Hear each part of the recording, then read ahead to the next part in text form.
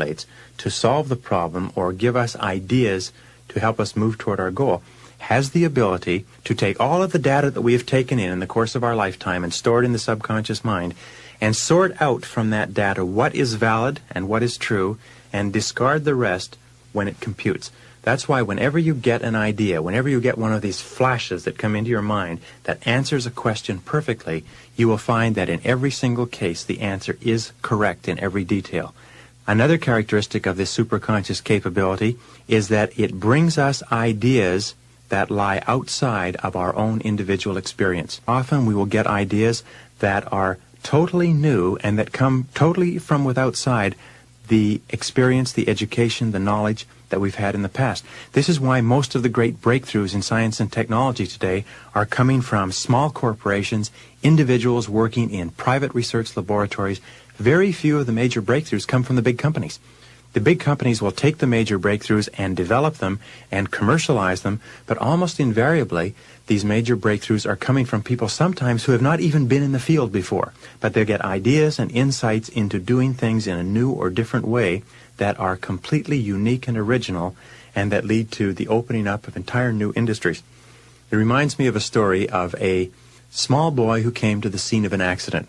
The police had cordoned off the road and a bridge where a truck driving at 40 or 50 miles an hour had tried to drive under the bridge and become stuck underneath the bridge. And the traffic was cordoned off, and there were several tow trucks trying to pull the truck out from under the bridge. And the little boy came to the edge of the crowd, and he asked the policeman, he said, "What's going on?" And the policeman said, "Well, the truck is stuck under the bridge." He said, "What are they doing?" He said, "They're trying to pull it out." And they just weren't able to pull it out. The truck was too solidly jammed under the bridge. So the little boy looked past the policeman and looked up at him and said, "Why don't they let the air out of the tires?" And the policeman looked down at him, and he looked back at all those grown men trying to pull this truck out from under the bridge, and he shook his head and went back down the hill.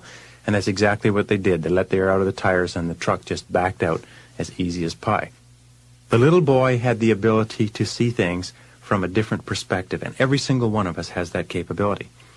The superconscious mind is the source of all creativity, all intuition, all flashes of insight, all hunches. The superconscious mind is the source of inspiration and motivation and the ability to see things in a brand new way.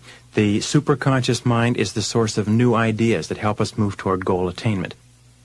And the superconscious mind is available to each one of us like a power source that we can plug into simply by finding the plug. Another characteristic of the superconscious mind is that it functions on a non-conscious level 24 hours per day. It is always working to resolve the problems that we are mulling over and to move us toward achieving the goals that we have programmed into the subconscious. Another characteristic of the superconscious is that it's capable of goal-oriented motivation. For goal-oriented motivation, it requires clear, specific goals. Now, you can imagine using this superconscious capability. Imagine that you had an enormous computer, the most complex computer, the most sophisticated computer ever built in the universe, and you had an entire team of the most accomplished computer experts that had ever been trained, and they were at your service. And you could go to them with any problem or any goal, and they could put it into the computer, and they could give you the answer, or they could give you the ideas that you would need to achieve the goal. Nonetheless, even with the most sophisticated computer and the most intelligent computer operators, there is nothing that they could do if you could not define the problem for them, or if you could not clearly tell them what it is that you wanted to accomplish. This is why we talked before about how important it is to have a very clear, specific idea of the goals that we want to accomplish. The superconscious mind is invariably triggered by clarity of definition and by decisiveness. The more decisive and clear we are about what we want to accomplish, what problems we want to resolve, the more rapidly this superconscious capability goes to work to bring the answers into our lives. Another characteristic of the superconscious mind in terms of goal-oriented motivation is that it releases ideas and energy for goal attainment. If ever you've had the experience of working on something that you were really excited about, that you were really emotionally involved in, something that you really wanted, or something that really inspired you, you will remember that at that point you seem to have a continuous flow of ideas and energy. You seem to be bubbling with energy. Sometimes you could go on only 4 or 5 hours sleep a night. Sometimes your mind would just crackle with ideas, and you had this feeling of continuous excitement, like sometimes you could barely sleep. This is an example of superconscious energy. It releases free energy from the atmosphere and makes it available to us to enable us to move toward goal attainment. And we'll explain that a little bit more as we go along. Another characteristic of the superconscious is that it responds to clear authoritative commands. And the clear authoritative commands we give to our superconscious capability are in the form of positive affirmations. Every time we affirm positively from the conscious mind to the subconscious mind, we trigger the superconscious mind into action. That's why whenever we say, I like myself, I feel terrific, I earn $50,000 a year, I earn $50,000 a year, these strong, emotionalized affirmations drive down into the subconscious and trigger the superconscious into action. That's why we find that men and women who are continually talking and thinking in an excited, positive way about the goals that they want to accomplish seem to have a continuous stream of energy, enthusiasm, and ideas that move them toward the accomplishment of those goals. In the Bible it says, "To him who hath shall more be given, to him who hath not, even that which he hath shall be taken away." And it means that to those who are excited and positive and moving toward the accomplishment of their goals, they get even more energy and more ideas and more creativity. To those who are going nowhere, who have very few ideas or have no goals, even that energy that they have is drained away and they become tired and depressed and fatigued. Another characteristic of the superconscious mind is that it automatically and continuously solves every problem on the pathway to your goal. No matter how far the goal is, no matter how distant, as long as the goal is clear, the superconscious will give you every single idea and solution that you need in the exact order that you need it. That once you have programmed the goal in and take the first step, you will find that the superconscious will give you the first step to take, it will solve the first problem, and when you implement the solution, it will give you the next step, it will solve the next problem, it will give you the following step, it will solve the following problem, and all you have to do is take it one step at a time, and at every step along the way, as long as the goal is clear, the problem will come to you. Another characteristic of the superconscious is that it operates best in a spirit of faith and acceptance, which means that the harder you don't try, the more rapidly the superconscious brings you the ideas and the solutions that you require to achieve the goals that you've programmed into the subconscious. In all creative work, mental effort defeats itself. Creativity cannot be forced. Creativity invariably favors the relaxed mind. When we talked in mental programming about how important it is to relax, to take a deep breath, to get a clear mental picture of what you want to accomplish, and just absolutely believe with complete confidence that if you can keep that clear mental picture, that it will come to you exactly when you are ready for it. This superconscious capability, the more you believe in it, the more you absolutely trust that you are moving in the direction of your goal and that your goal is moving toward you simultaneously, the more rapidly it seems to work. The harder you try to force it, the less effective it is. In the Bible, again, it says, "Whatsoever ye desire when ye pray, believe that ye have it, and you will have it." This is one of the most powerful admonitions to self-confidence and to positive thinking, that if you absolutely believe that you already have the goal as achieved, and just confidently expect each step to take care of itself, that's what triggers the superconscious into working. Another capacity is that the superconscious grows in capability as it is used and believed in. The more that we absolutely believe that it is working for us, the more rapidly it works. And you'll find a very interesting thing, that when you begin using this superconscious capability, it's the same as getting a muscle into shape. If you have not done physical exercise for a period of time, it'll take a while before you limber up and loosen up and are able to use your muscles in a particular sport. When you have warmed up and when you have gotten yourself into good physical condition, you find that you can play longer, you can engage in the sport for hours without fatigue, that you can do more and more with greater and greater flexibility and adaptability. It's the same way with this superconscious capability. The more you use it, the faster it works and the better it works, until it finally gets to the point where you can think of a goal or put a problem into the superconscious and you will get a response sometimes within minutes. Sometimes so fast that it will absolutely stagger you. By the way, Dr. Joyce Brothers calls this flow of superconscious creativity just by the words flow.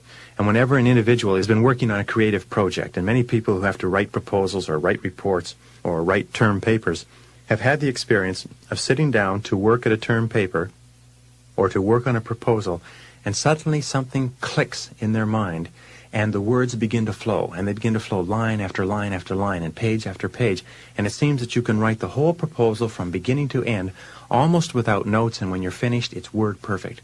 Many of the great poems and the great stories and the great songs, many of the great creations of human history have been written or constructed word perfect the very first time. And this is all an example of this superconscious capability that's available to all of us. Another capability of the superconscious mind is that it has the ability to take us through the lessons that we need to learn in order to achieve the goal.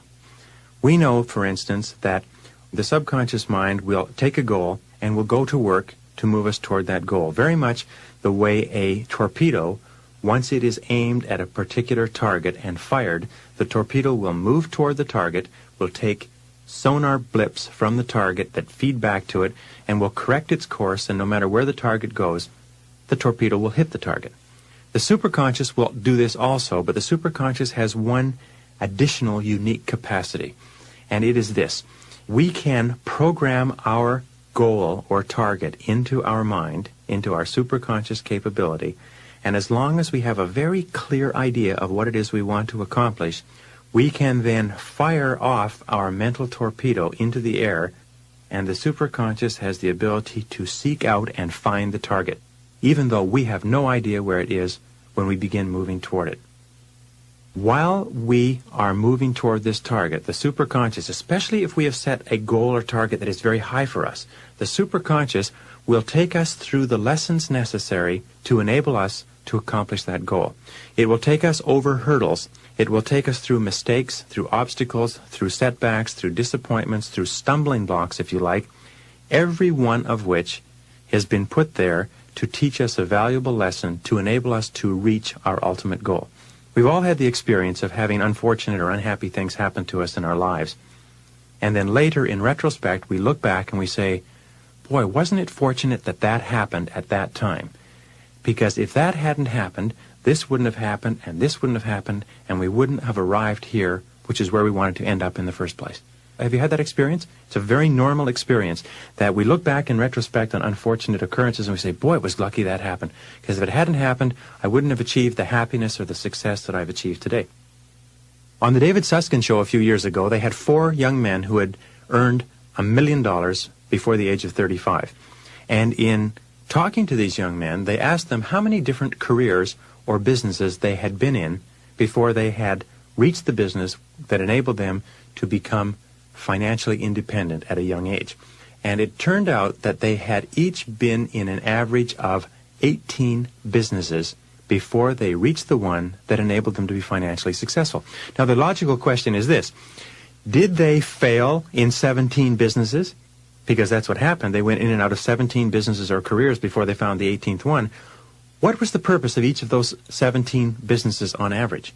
Wasn't it to teach them the essential lessons that they had to learn if they wanted to become millionaires in their mid-30s?